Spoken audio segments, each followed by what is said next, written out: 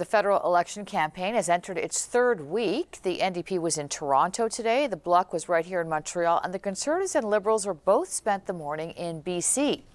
And Matt, the stock market was something the leaders here were asked about. That's right, Caroline. Mark Carney talked about economy while unveiling his party's environmental plan in Victoria, BC. The Liberals want to create 10 new national parks and make access to national parks and historic sites free for this summer. Carney also wants to have First Nations' right to water enshrined into law.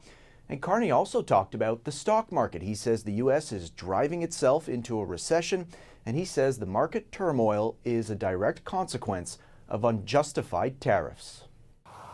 And those measures are going to hit a lot of people's savings, including their retirement savings.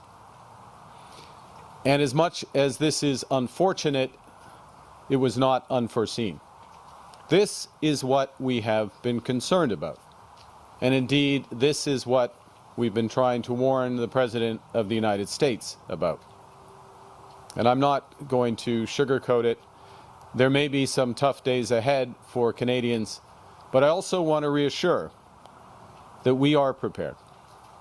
We foresaw this. Conservative leader Pierre Poilievre was in Tariffs, BC. He's proposing a plan to speed up the approval process for major resource projects. This would cut down on wait times and improve efficiency. Poilievre says the Conservatives would quickly review and approve 10 resource projects, including a natural gas project in British Columbia. Poilievre took shots at both U.S. President Donald Trump and the Liberals. We have to acknowledge that this chaos is the direct result of wrong-headed, unnecessary, chaotic policies coming from President Trump. These tariffs are a massive distraction, and they remind us why it was such a mistake for the Liberals to make us so dependent on the Americans over the lost Liberal decade. NDP leader Jagmeet Singh has been facing questions about his campaign, with the NDP stuck in third place in the polls. Singh was in Toronto today and announced a plan to build 3 million homes by 2030. It's going to be in total $16 billion of funding.